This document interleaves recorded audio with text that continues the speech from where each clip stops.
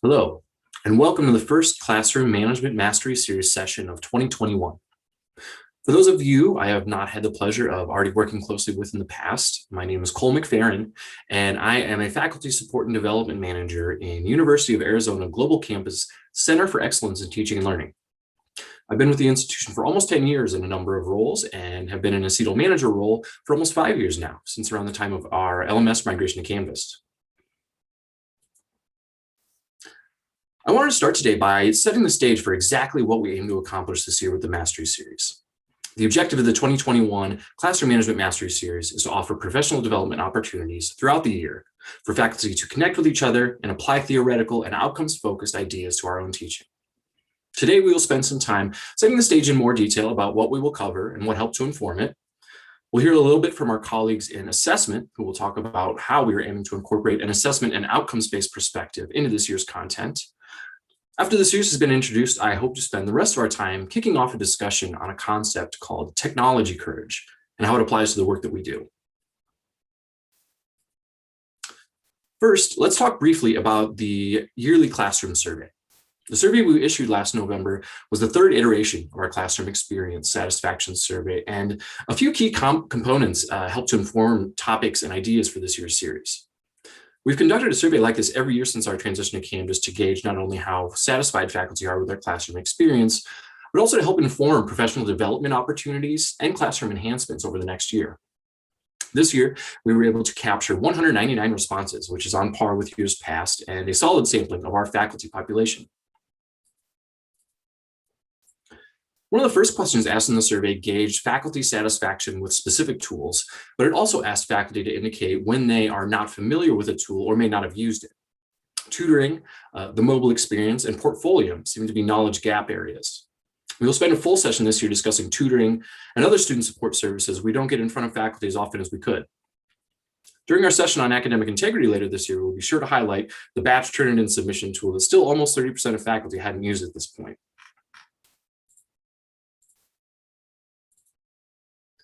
This next question from the survey asked faculty directly what areas of the classroom they would like more training in, which is super helpful and applicable for the CMMS initiative. Signals is one of those areas we hope to explore more this year in a session to talk not only about the technology, but also best practices in reaching out to students to promote success. Video is another area faculty indicate various levels of comfort with. This year, we want to share some strategies on incorporating video in the classroom, including ensuring accessibility and even use of third-party tools for enhanced experience. We didn't hold new CMMS sessions right away in January this year because we wanted to take the first few months of the year to review survey data, finalize the badges from the 2020 CMMS initiative, and to read your feedback so we could incorporate it for 2021. I was thrilled with the success of the first year of the series and the enthusiasm and positive feedback many faculty provided. Probably the biggest piece of feedback we received in our reflections from last year was the fact that you wanted to do something similar this year. So here we are. Last year, we ended up presenting 10 unique synchronous recorded sessions. The recordings of these sessions received nearly 5,000 views on YouTube, and we received more than 2,000 reflections submitted from our faculty.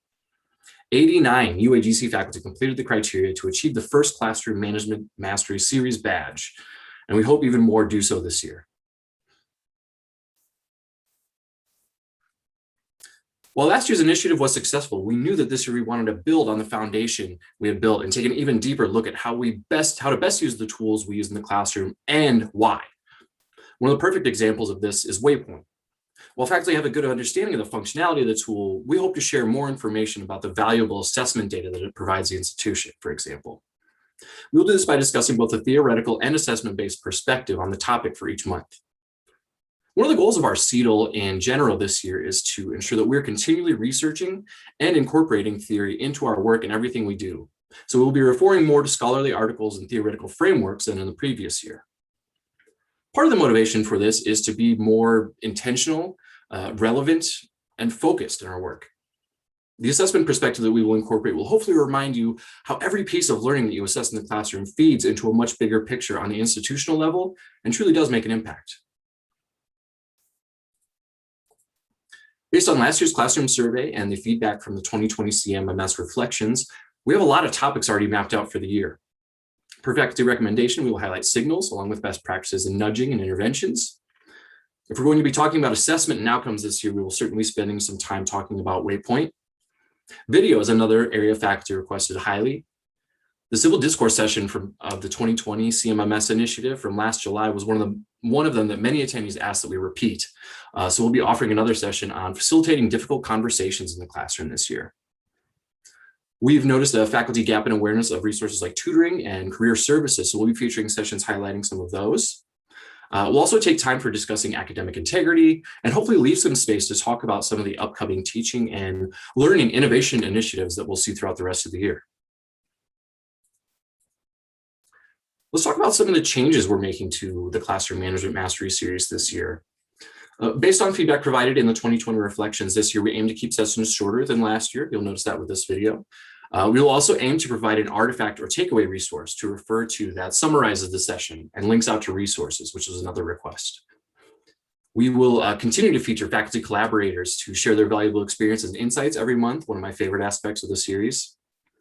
We do plan to offer a badging opportunity again for faculty who participate in each session throughout the year.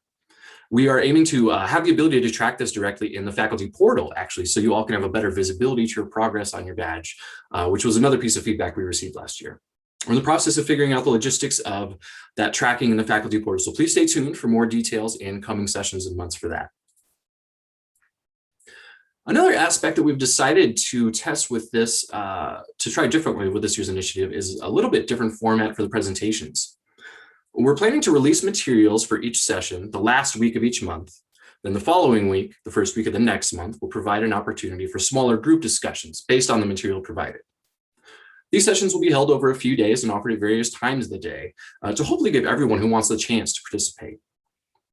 We'll provide some kind of a prompt to consider and resources to review. Then we'll have a faculty and staff-led small group discussion. This will be a great opportunity to get to know some of our university staff, CETL staff, and full-time faculty members and other associate faculty members in a more personal setting.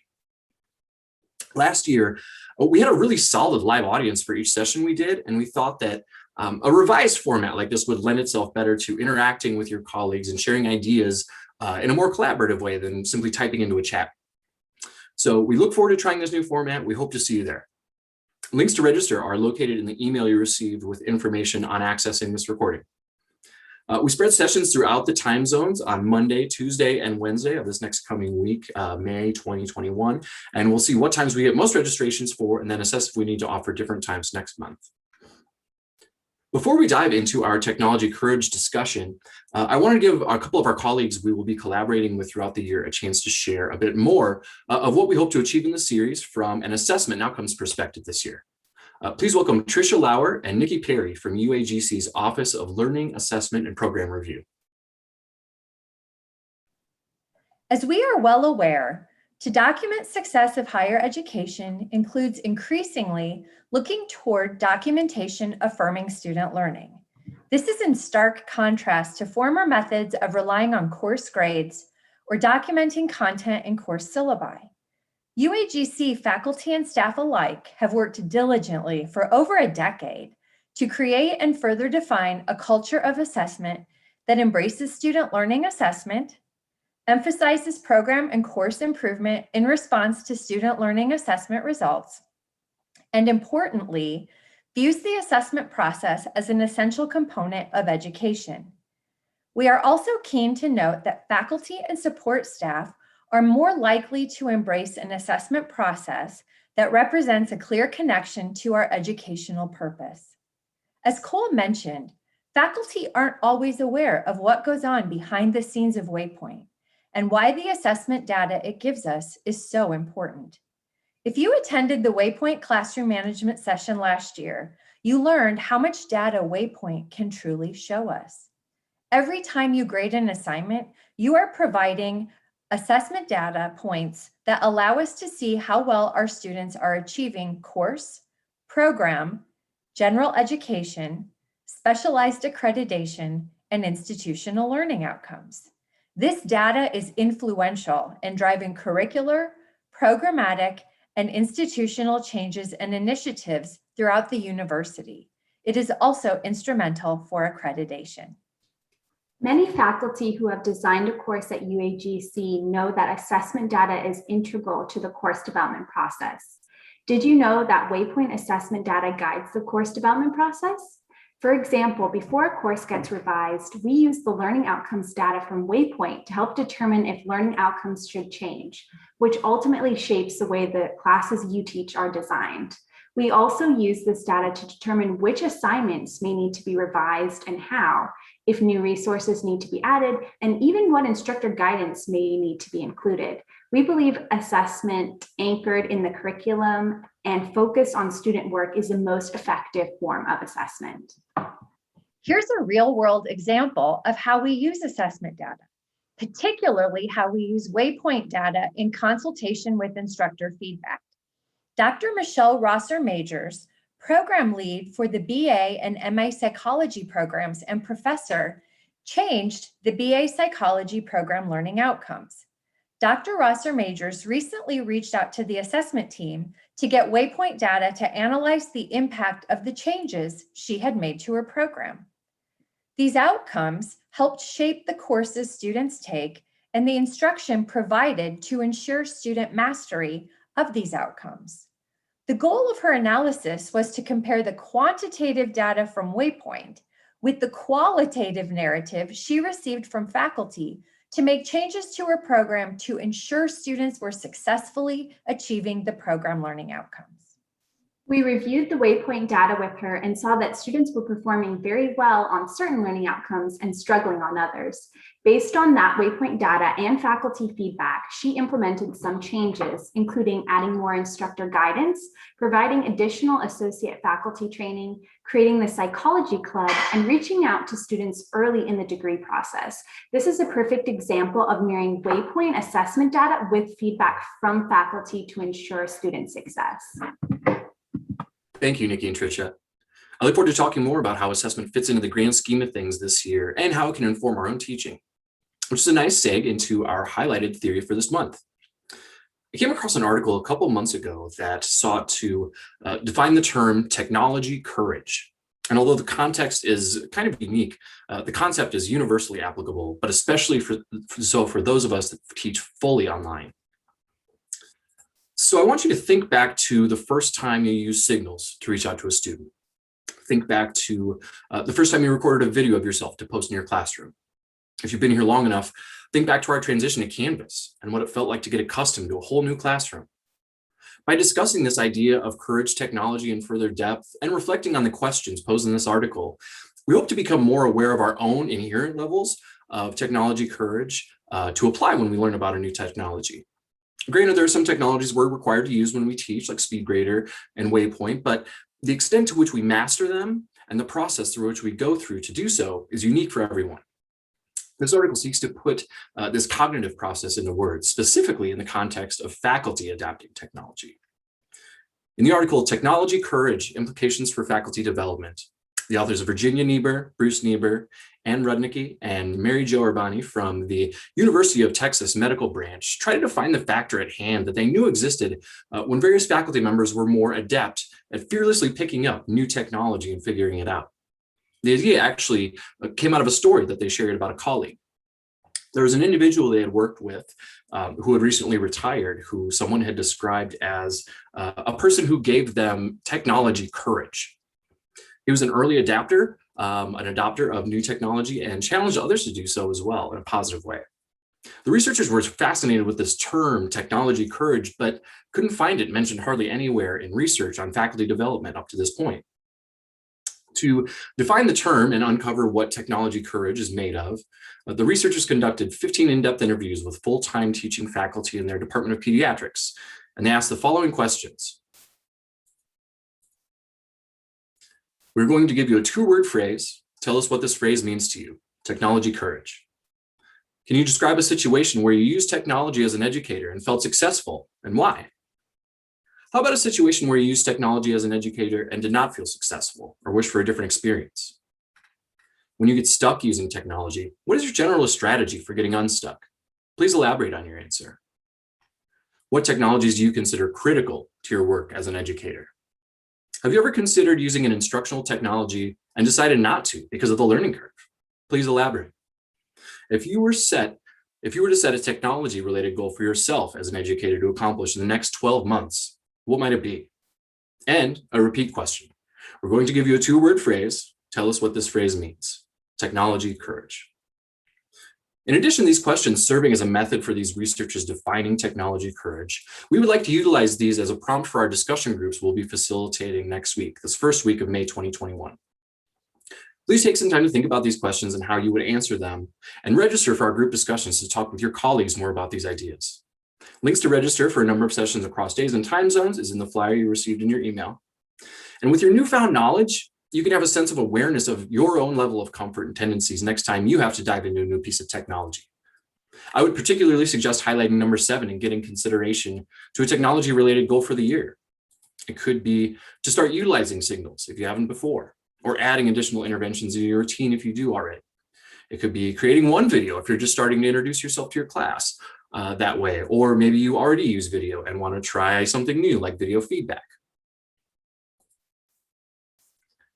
When our researchers analyzed the results of the interviews, they found 2 main themes emerge: willingness and evaluation of benefit. And the definition of technology courage they determined was, quote, willingness to try and to persist when using a new technology because of perceived benefit to self and or others, end quote. When we break it down like that, it makes sense that we're all different and fall somewhere uniquely in the spectrum of willingness and evaluation benefit. Some individuals are willing to try a new product just for the fun or exploration of it. If they hit a hurdle, they're willing or even happy to investigate a fix or workaround to achieve their goal. Others might research to a fix to a point, but not follow through if it's too much of a pain, and understandably so. Some of us are willing to go on the internet or watch YouTube videos to help us solve problems that we know that others have run into. Others might be less willing to do so and may rely on specific instructions or reaching out for direct support. Another aspect the authors discuss of willingness is the actual fear and anxiety that some of us understandably experience when we work with new technology. Interviewees use words like frightening to describe how they sometimes felt. The other side of technology courage discusses evaluation benefit. What's in it for me? Will this make my work more efficient? It also takes into consideration the benefits of others, in our case, namely students. Throughout the classroom management series this year, we hope to be able to highlight a little bit of how to use the tools, but focus more on the why and what the benefit is for you, for students, and the university as a whole. In their conclusion, the authors noted the phenomenon of technology courage is valuable for faculty development. We believe that if faculty are helped to overcome their fears and to make benefit evaluations, they can become more courageous. Awareness of the phenomenon of technology courage might help faculty developers provide more coaching, build in peer mentoring, use more patience, and encourage technology risk-taking. By providing these small group discussion opportunities, we're hoping to build even more of a community with our faculty, encourage peer mentoring and technology risk-taking. To close, I hope you've had a bit of a chance to reflect on how technology courageous you are and what motivates you in that regard. I hope you take advantage of the opportunity to register for our smaller group discussions to chat with some of your colleagues in more depth about these ideas and specifically around the questions the researchers utilized in our study. In the small group discussions that are scheduled for the week of May 3rd, you can meet fellow faculty and staff and talk openly about technology courage, how it impacts your learning, and how it impacts student learning. We encourage you to register so that you can make connections, grow your professional network, and learn together. Again, to close, the objective of the 2021 Classroom Management Mastery Series is to offer professional development opportunities throughout the year for faculty to connect with each other and apply theoretical, outcomes-focused ideas to their own teaching. CMMS will offer a space for all of us to reflect on our technology courage by talking about various aspects of our teaching, the theory behind best practices, and how it fits into the grand scheme of things from an assessment perspective. Thank you all for mustering your technology courage and joining us for this and future sessions.